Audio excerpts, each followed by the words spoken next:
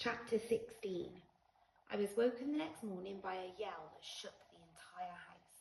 I jumped out of bed, ready to do something, but not sure what. Maybe there was another reindeer on the roof. Maybe it had snowed 3 meters deep overnight. Maybe there was a sleigh parked next to Mum's battered old car. Actually, it was none of those things. I pelted downstairs in my pyjamas and dressing gown to find Mum and Will staring at something on the table. "What's going on?" I asked. "Just look at it," Will said hoarsely. He stepped aside so I could see. There in the middle of the table, sitting on a neat little nest of straw, was Will's puzzle cube. Mended, looking for all the world like it had never been broken at all. "It's a new one," I said. It was the only possible explanation.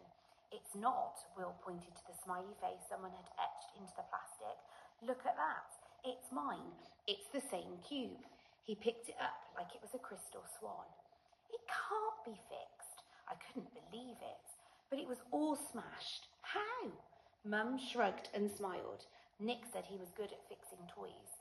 The realization thumped into my chest. Of course Nick was good at fixing toys, because he was Santa Claus. So the reindeer, the snow, the fixing toys, the cookies, the white beard, no one else thinks it's all just a little bit too much of a coincidence? I asked, my voice going all high-pitched and weird. "Oh, shush," Mum said absent-mindedly, tidying away the little straw nest. But Will gave me a look I hadn't seen before. His talk the other night was about not wanting to believe. Well, it seemed that right now he couldn't not believe it. His precious puzzle cube was fixed. He was going to his competition, all because of a miracle performed by a man who just might be, just possibly was.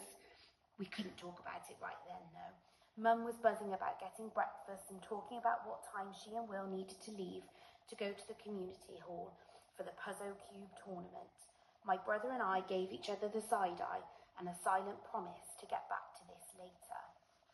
Right now, all that mattered was Will getting ready and acing his chance to win.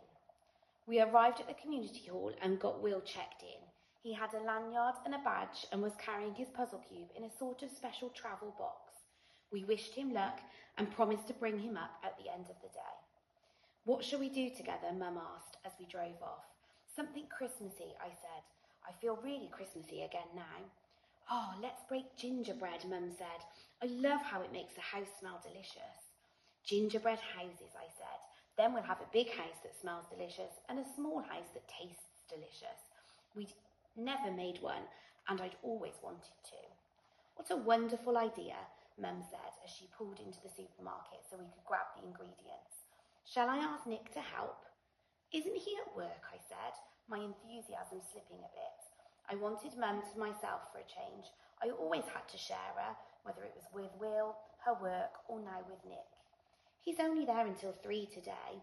She must have picked up on my mood though, because she added, "But let's do it just the 2 of us.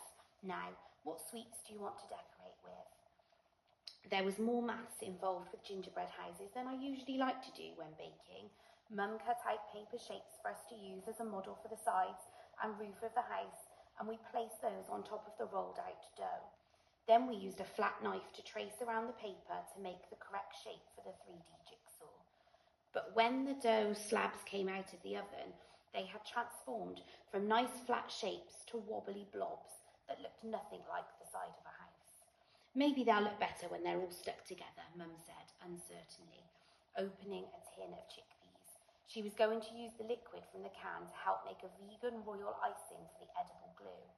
The gingerbread pieces were so misshapen that we had to use tons of royal icing to get them all to stick together. And then Mum had to stand holding it all in place while we waited for it to set. I gave her a drink with a straw, and we both had to laugh when the doorbell went, and it was the postie with another load of boxes and sacks of post for Nick. "You look like you're having fun," she said as she brought the bags into the hall. "We're making a gingerbread house," I explained. "That would be the lovely smell then. Are you all sorted for Christmas?" She gave me her machine to sign for the post since Mum couldn't move. "No," Mum called through. "We don't have a nut roast or anything. I've not even written any cards." "Oh, don't bother," the postie said. "I've got enough to deliver as it is." She wished us happy baking, and I went back to rescue Mum, whose arms were getting tired. I think it's set, she said, lifting her hands away carefully. Time for decorating. Decorating was messy. After 3 minutes, both of us were covered in chocolate, sugar icing, pink food colouring, sweets, that weird sour dipping dust, and edible glitter. The gingerbread house looked as though a fairy unicorn had done a huge sparkly sweetie candy cane poo right on top of it. We could totally go on that baking show, Mum said, eating some of the raw leftover dough with a wooden spoon. That's a work of art. It's a work of something, I said, taking a picture of it. The flash on my tablet went off, and as if it had been waiting for the right moment, the gingerbread house shuddered and collapsed into a pile of broken biscuits. I looked at Mum, and Mum looked at me, and then we both exploded into a fit of giggles. She came over and gave me a massive hug.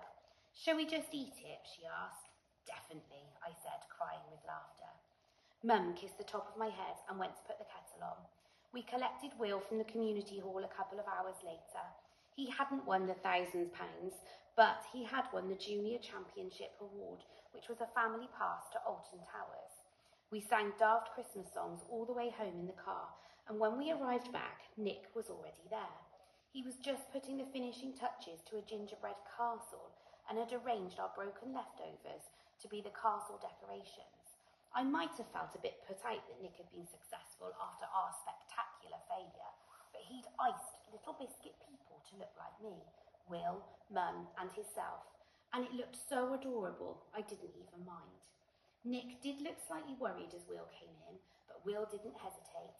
He ran over to Nick and gave him the biggest hug I've ever seen. I felt my heart was so full it might burst. Whether Nick was Santa or not,